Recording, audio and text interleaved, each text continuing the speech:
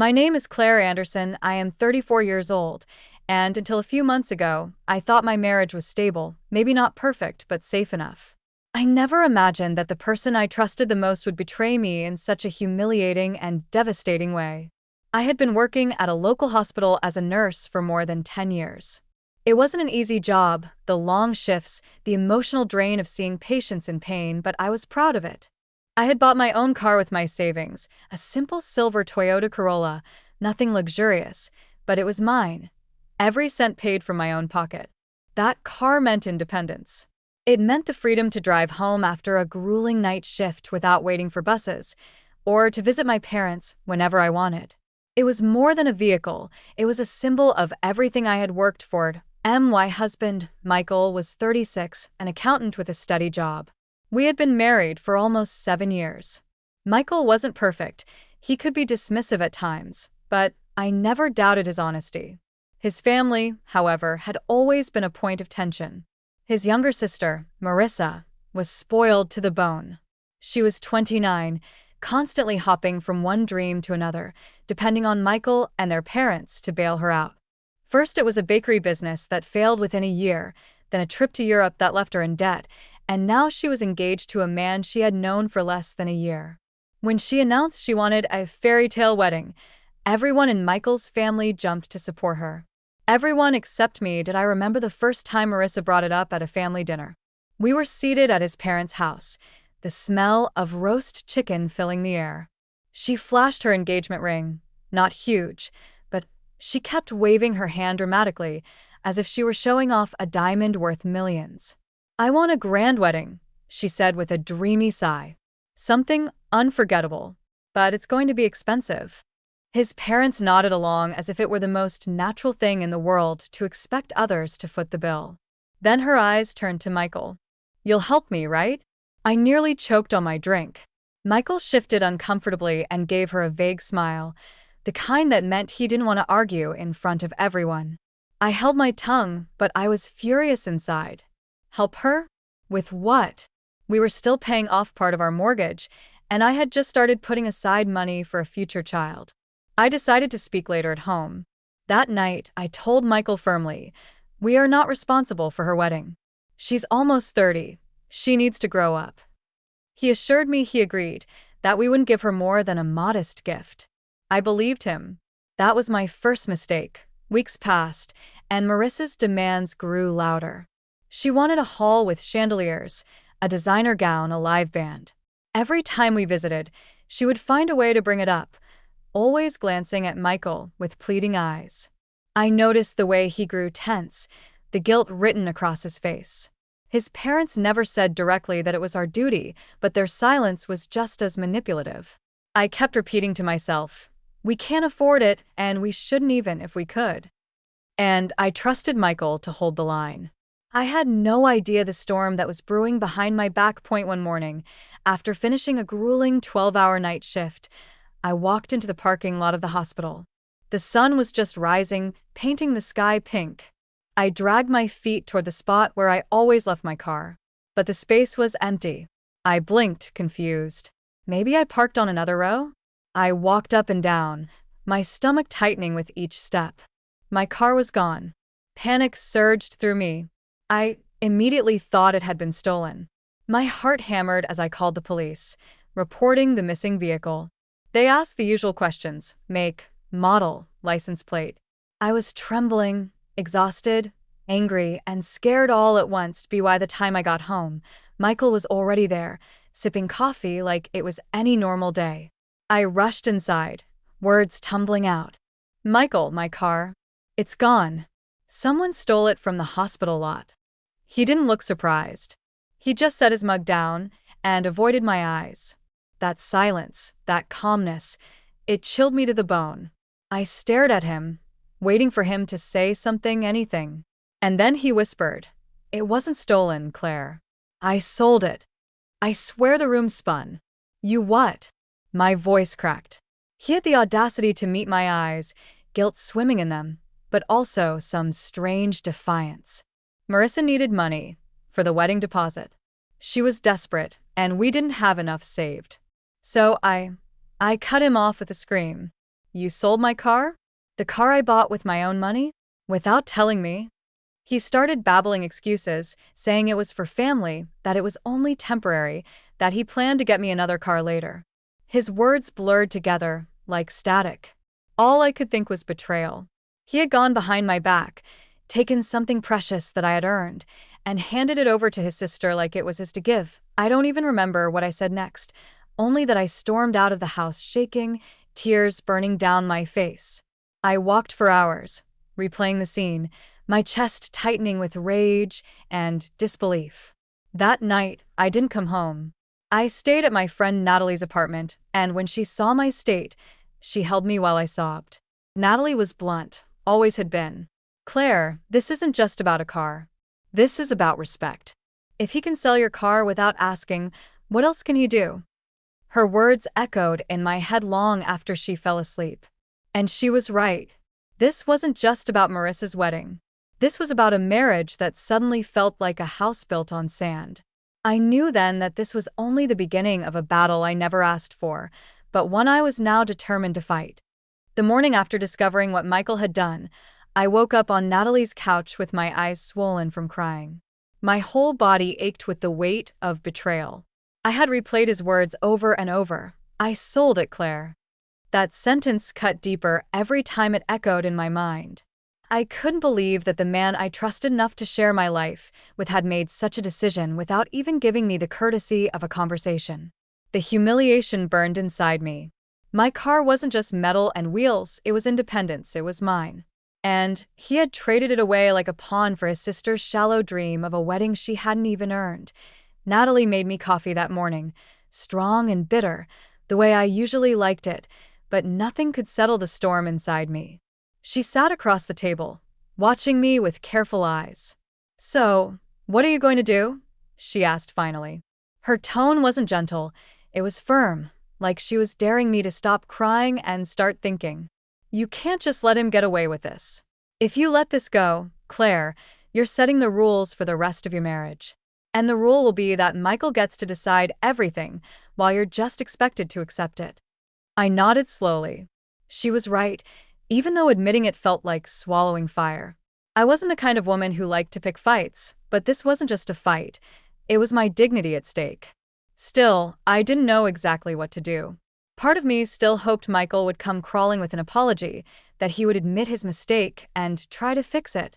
But when I returned home that evening, the reality slapped me in the face.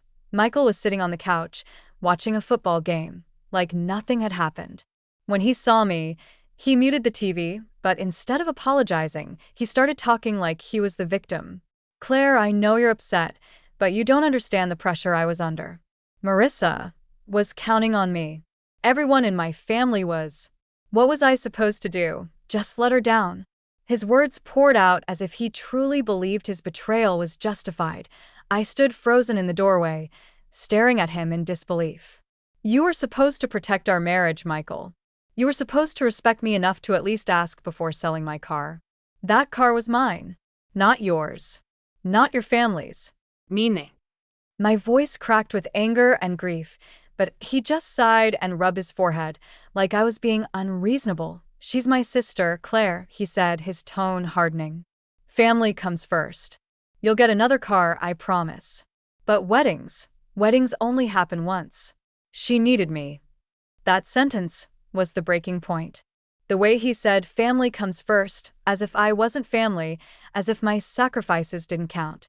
I felt something inside me snap. And what am I, Michael? Am I just the woman who cooks your meals and shares your bed? Am I disposable when your sister wants something shiny? If family comes first, then what am I to you? My voice rose, tears streaming again, but this time they were hot with fury. Michael didn't answer. He just turned his gaze back to the muted TV, jaw tight, silence filling the room like poison. That silence told me everything. I was alone in this marriage. The days that followed were a blur of tension. I started taking the bus to work again, shivering at the stops in the early mornings, watching other people slide into warm cars while I pulled my coat tighter. Each time, bitterness rose inside me like bile. Michael didn't even bother offering me rides. He acted as if things would eventually settle down, as if I would forget. But I couldn't forget. Every freezing wait at the bus stop reminded me of what he had taken point one afternoon. About 2 weeks later, I ran into Marissa at the grocery store. She was glowing, her arms full of glossy bridal magazines. She grinned when she saw me, waving as if nothing was wrong. "Claire, can you believe it? The deposit is paid. The haul is ours. It's all thanks to Michael. He's the best brother in the world." The air left my lungs. She said it with so much pride, like my sacrifice didn't even exist, like she hadn't stolen something from me through his betrayal. I clenched my fists, biting my tongue to keep from exploding in the middle of the produce aisle. "Yes," I managed finally, my voice tight. "He's very generous." I walked away before I could say anything worse. That night, though, I couldn't hold it in anymore. I confronted Michael again. "She's walking around bragging about how you saved her wedding. Do you know how humiliating that is for me? Everyone's talking about your generosity, but nobody knows you sold my car to do it. Nobody knows I'm the one paying the price for your heroics." Michael stood up, frustration flashing in his eyes. "Stop making this about you, Claire.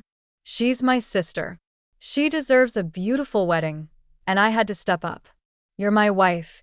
You should support me instead of making everything harder." My knees went weak, and for a moment I thought I would collapse. He truly didn't get it, or maybe he didn't care. In his mind, I wasn't a partner. I was an obstacle. That night, I lay awake in bed, staring at the ceiling, while Michael snored beside me as if his conscience was clear. My mind raced. Natalie's words returned again and again. "If you let this go, you're setting the rules." I realized then that I had a choice. I could let this betrayal define the rest of my life, or I could take action. I didn't know exactly what my next step would be yet, but one thing was certain. I wasn't going to be silent anymore. Michael might have sold my car, but I wasn't going to let him sell away my self-respect. And for the first time since the nightmare began, I felt something stronger than anger. I felt determination. The turning point came the following weekend. I woke up before sunrise, lying still in bed and staring at the ceiling fan spinning lazily above me. Michael was already up. I could hear him in the kitchen clattering dishes, as if it were just another Saturday. My chest felt heavy, my stomach knotted. I couldn't keep living like this, simmering in silence, while he carried on as if nothing had happened. Natalie's voice kept echoing in my head, sharper than ever. "If you let this go, you're setting the rules." I sat up slowly and looked at the empty corner of the driveway through our bedroom window. That empty space where my car had once been was like a constant wound that refused to heal. Each time I saw it, I remembered how Michael chose Marissa's happiness over mine, how he sold not just a car, but my trust. I needed to do something.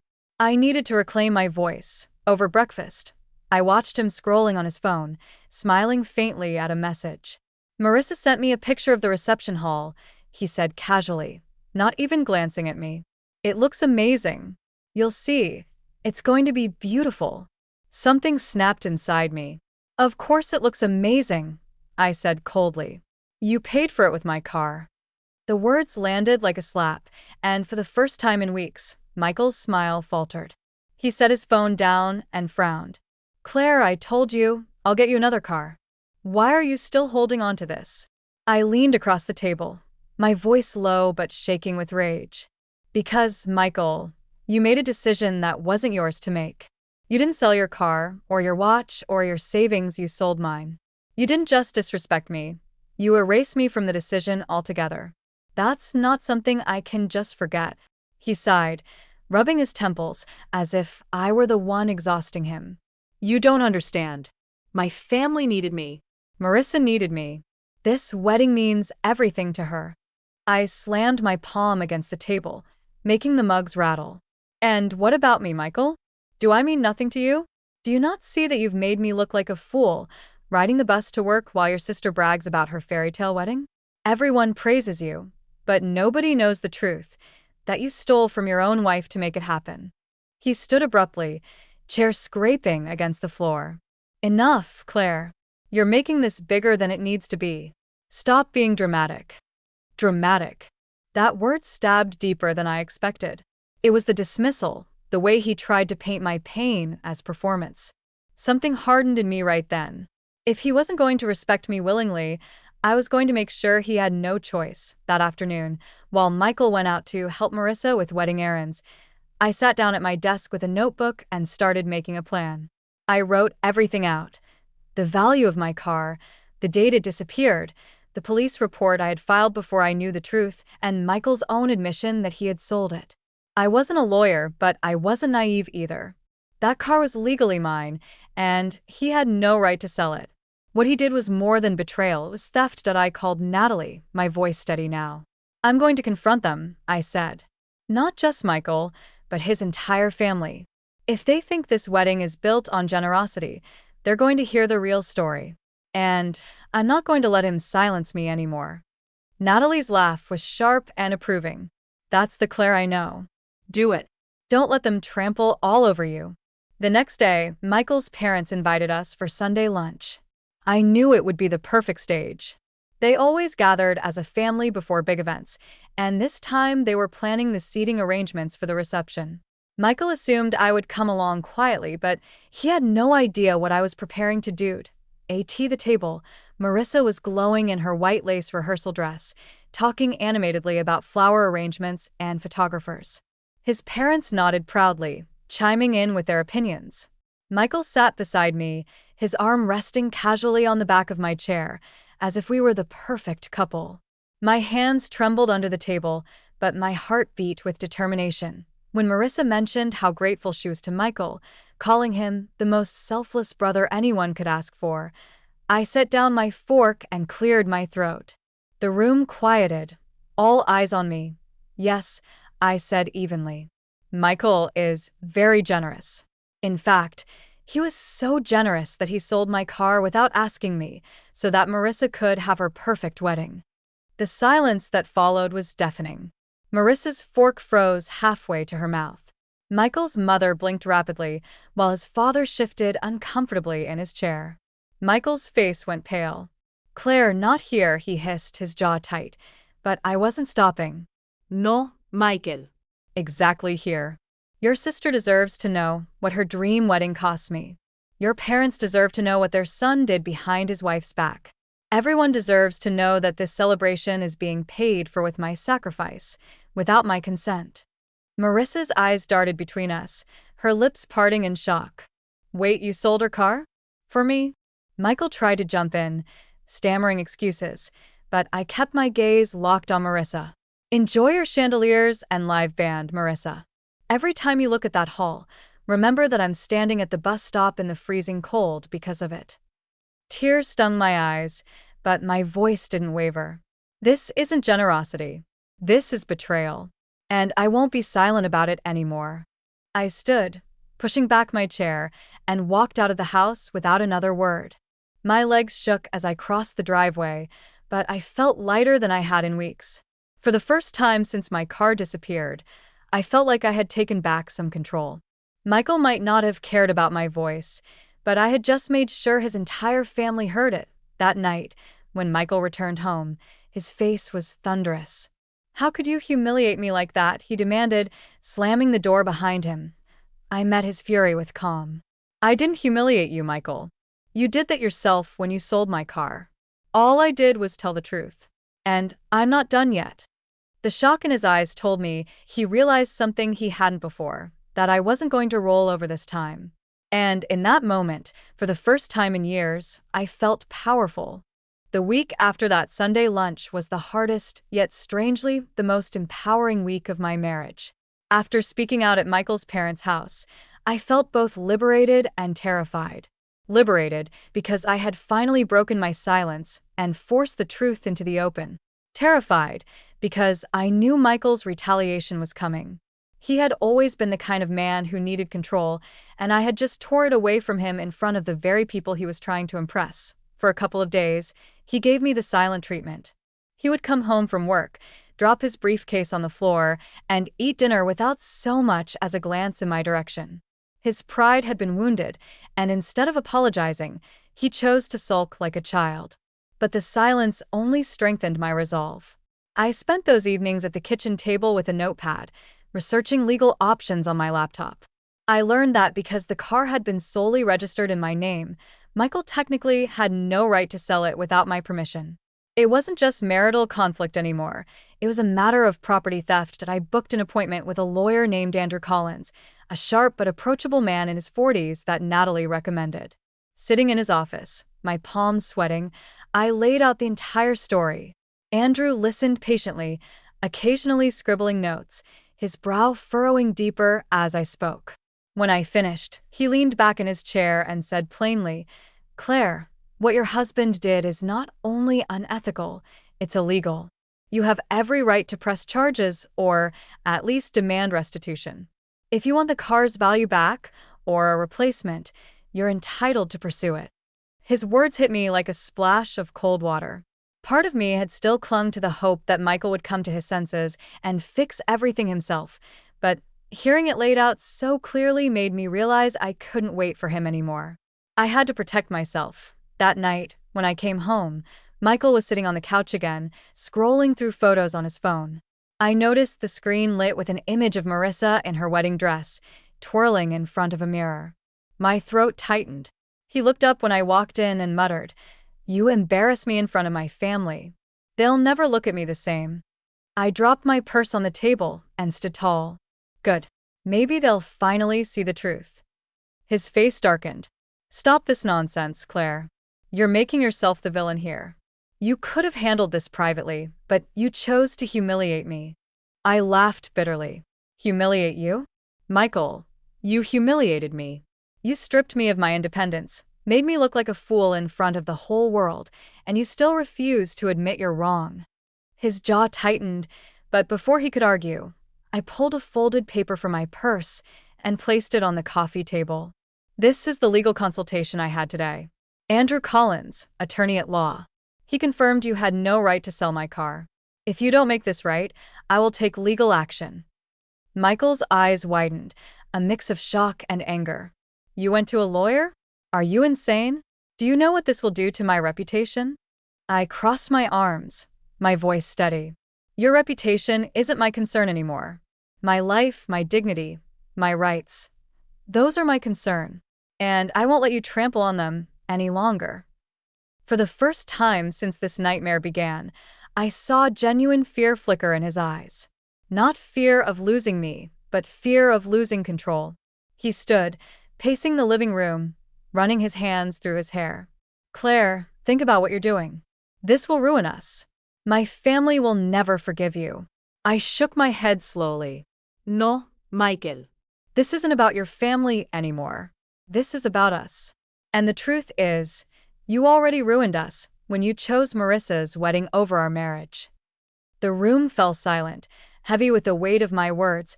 In the days that followed, Michael tried a new tactic: guilt.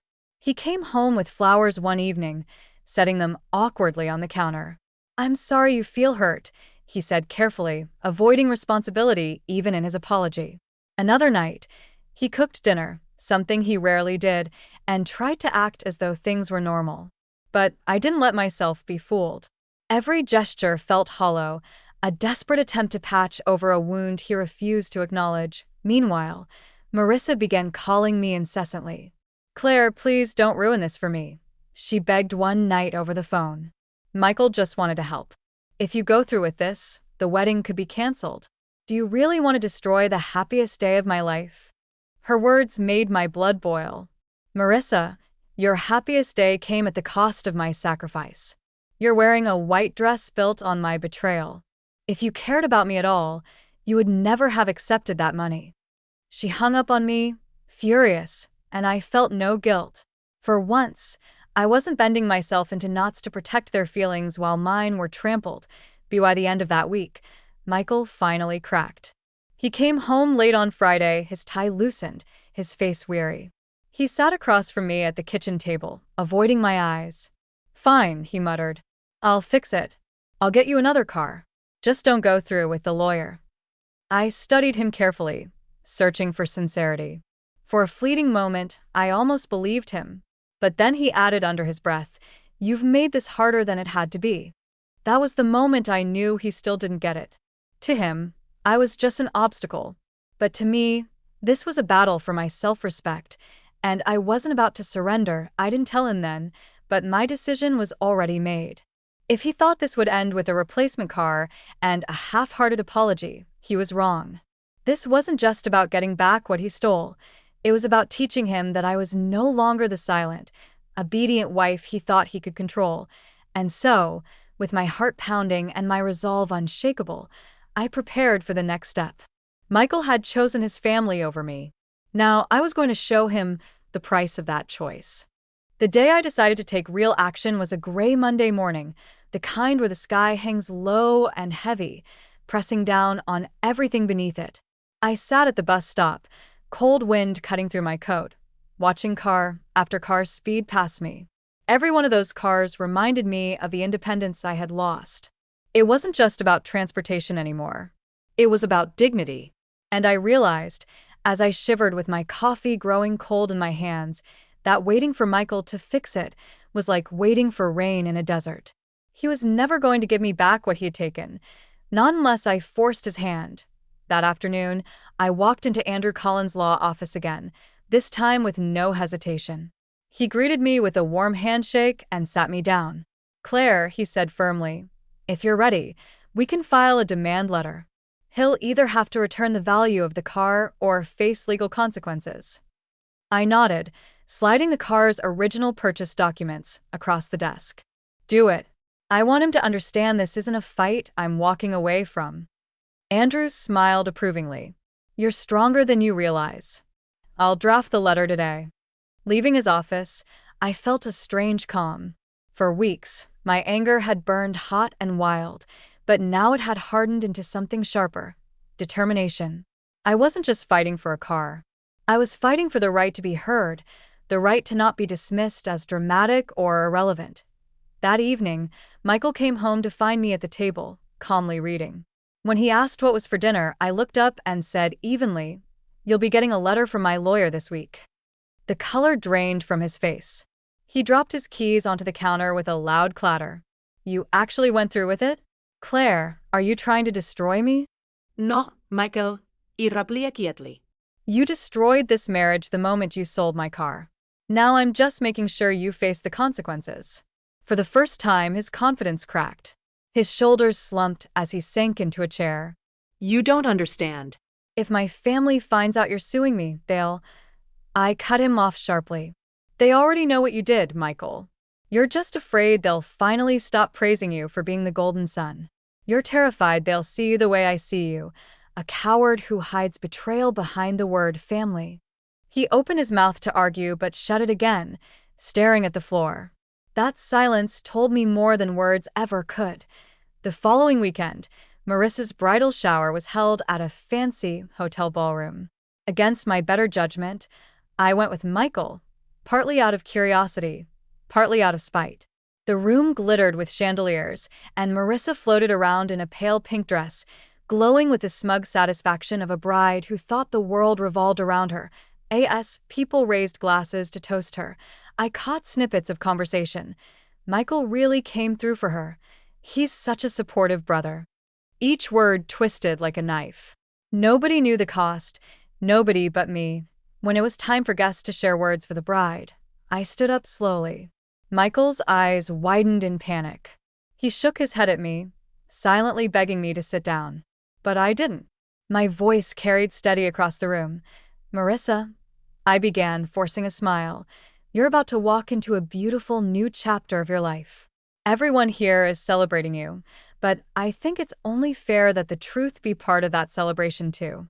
This wedding hall, this shower, this fairy tale you're enjoying, it was paid for with my car.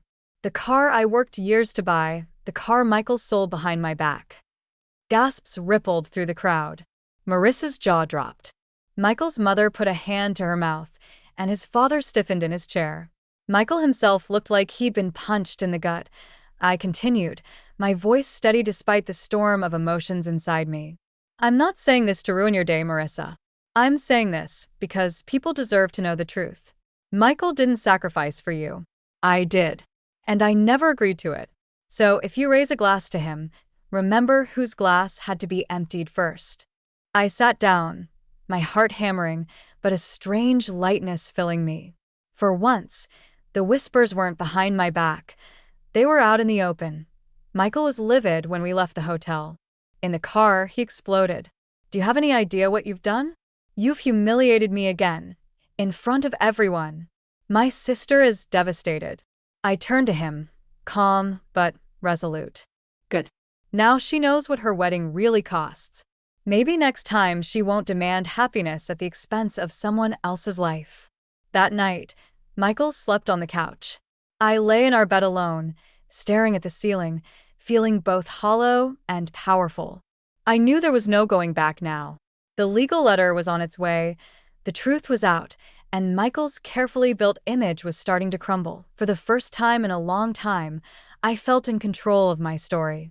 And though I didn't know how the next chapter of my life would unfold, one thing was certain: I would never again let anyone, not Michael, not Marissa, not anyone, sell away my voice. The letter arrived on a Wednesday afternoon. I knew the moment it hit Michael's hands because the slam of the front door rattled the picture frames on the wall. I was in the kitchen, stirring a pot of soup, when his footsteps thundered down the hallway. He stormed in, his face red, gripping the envelope like it was a weapon. "You actually did it," he hissed, slamming the paper down on the counter. "A demand letter? From a lawyer?" "Claire, you've lost your mind." I set the spoon down, keeping my hands steady even though my heart raced. No, Michael. I finally found it. That letter is the only language you understand now. You ignored my words, you ignored my pain, but maybe you won't be able to ignore this. He clenched his fists, pacing the room like a caged animal. Do you realize what this means? If this gets out, my parents, Marissa, everyone will know I could be sued by my own wife. Do you want to destroy me? I looked him straight in the eye. You destroyed yourself the moment you sold my car. Don't you dare blame me for consequences you brought on yourself. For once, he had no quick retort. His mouth opened, then closed again, his anger collapsing into silence. Later that evening, the phone call started. First from his mother. I could hear her voice shrill through the receiver even from across the room. "Michael, how could you let it come to this? She's your wife, not your enemy. Do you realize how this looks? A man sued by his own wife. You've brought shame to all of us." Michael tried to defend himself, muttering excuses about doing it for family, but his mother cut him off. "Don't you dare use that excuse. We never asked you to sell Claire's car. You chose that. You did this, and now you've dragged all of us into it." For the first time, I saw cracks spreading in the loyalty of his family. They weren't rallying around him like they always had. They were pointing their fingers back at him. The next day, Marissa showed up at our house unannounced. She was still in her bridal fitting dress, veil tucked under her arm, her eyes flashing with fury. She barged past me into the living room where Michael sat hunched over his laptop. "Are you serious, Michael?" she shouted, waving the letter she had somehow gotten a copy of. "Your wife is suing you, and it's over me. Do you know what people are saying? That my wedding is cursed before it's even started." Michael stood, hands raised in defense. "Marissa, calm down. Don't tell me to calm down," she screamed. "You promised me everything would be perfect, and now look at this mess. You couldn't even handle your own wife." I leaned against the doorway, arms crossed, watching the two of them tear into each other. There was a bitter satisfaction in seeing Marissa finally aim her rage at the brother who had indulged her for years instead of at me. When she finally stormed out, slamming the door so hard the walls shook, Michael turned to me with exhausted eyes. "Are you happy now? You've turned everyone against me." I shook my head slowly. No, Michael. "You did that yourself. You thought loyalty meant bending over backwards for your sister while stabbing your wife in the back. Now you see where that loyalty has gotten you." That night, he didn't sleep in the bedroom at all. I heard him pacing in the living room until dawn, the weight of his choices finally pressing down on him. "By Friday," his father called. His voice was quieter, more disappointed than angry. "Michael, I don't know what to say. You've always been dependable, but this is beyond anything I could have imagined. A man doesn't betray his wife like that." I raised you better. I could hear the tremor in Michael's reply, the way he struggled to find words. But there were none left. He had run out of excuses. For me, those days were both painful and freeing. Painful because I had to watch my marriage crumble in real time, but freeing because I finally saw the truth I had tried to ignore for years. Michael had never really chosen me. He had always chosen them, his family, their approval, their needs. I had been second place in my own marriage, and now the mask was off for everyone to see. On Saturday, Natalie came over with a bottle of wine. We sat on the couch together while I told her everything. She raised her glass and said, "Claire, you're stronger than you know. You've turned the tables. He wanted to silence you, but now he's the one silenced." Don't forget that. Her words sank deep into me.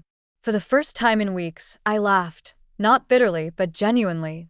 That night, as I lay in bed alone, I realized something important. The fight wasn't just about money or a car anymore. It was about respect, identity, and the life I deserved.